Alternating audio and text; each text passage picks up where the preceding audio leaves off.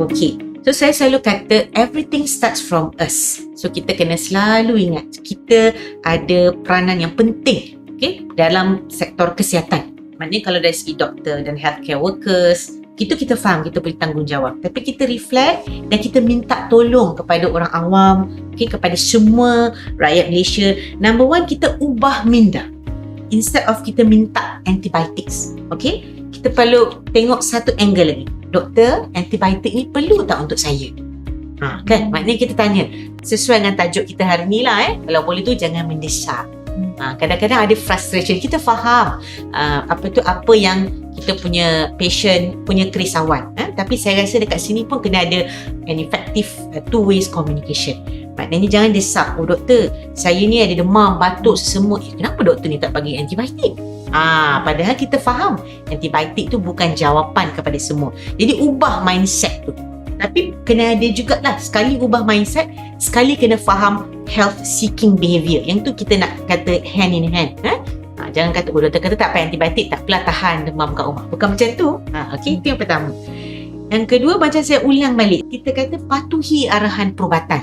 Jadi kita tulis kat sana, kalau antibiotik tu kita beri, alright, kita kata dosing dia 2 kali sehari, 1 biji 2 kali sehari, kena ikut.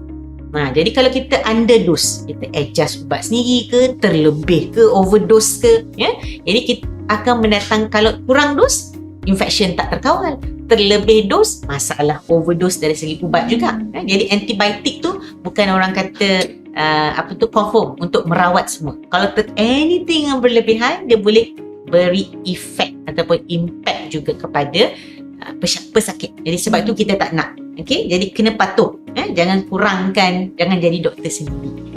Okay, yang ketiga kita nak cakap lagi sekali, jangan kongsi, jangan simpan.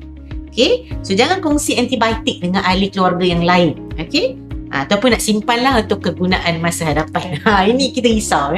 Saya pun ingatkan juga diri saya dan keluarga saya. Jadi maknanya kita kata jangan biarkan antibiotik tu lama tanpa sebab. Kalau perlu habiskan.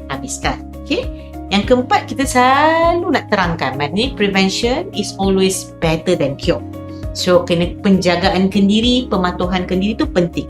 Basuh tangan bila you pergi tempat nak makan, nak minum, you pegang common touch surfaces, escalator, butang lift, apa semua kan, pastikan tangan tu kerap basuh tangan dengan bersih.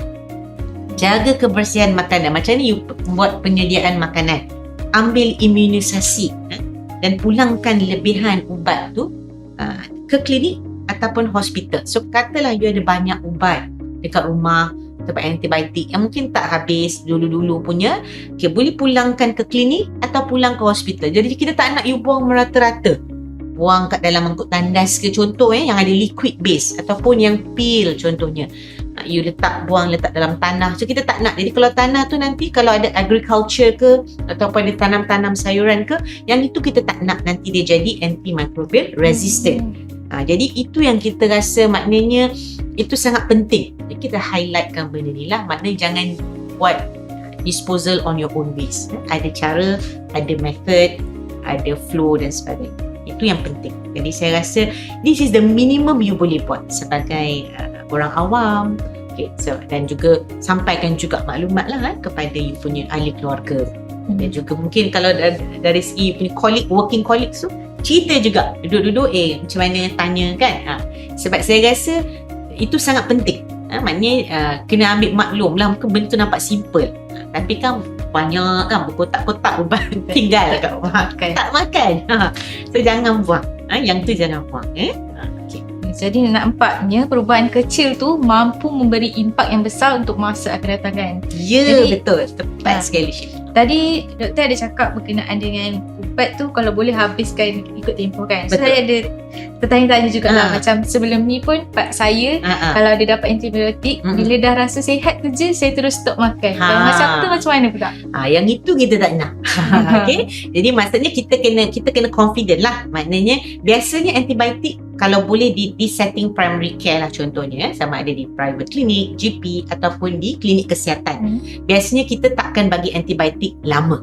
Okay, sebab bila kita perlukan antibiotik, maknanya prescriber pun kena faham juga dia punya tugas. Maknanya apabila antibiotik tu biasanya untuk pesakit luar, kita bagi short course. Mungkin kita takkan bagi lama. Sebab sebagai prescriber kena faham tanggungjawab sendiri juga.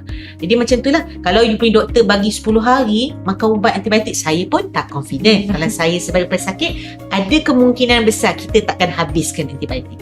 So saya rasa lebih kepada rationalism, kenapa you kena ambil antibiotik, dan kefahaman untuk menghabiskan antibiotik tu.